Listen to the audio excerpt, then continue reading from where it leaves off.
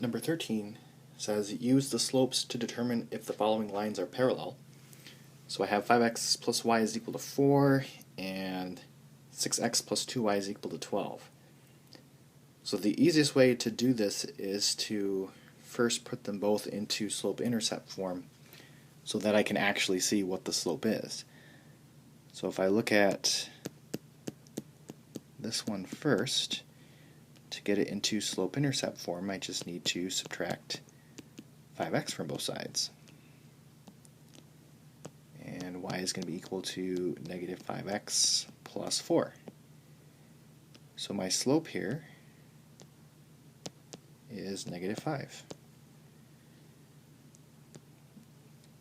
With this one, if I subtract 6x from both sides, then I'm going to get 2y is equal to negative 6x plus 12. And then I want to divide by 2.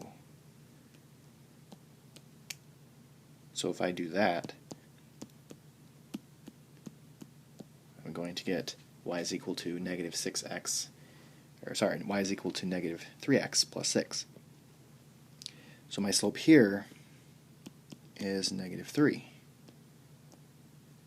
So these two slopes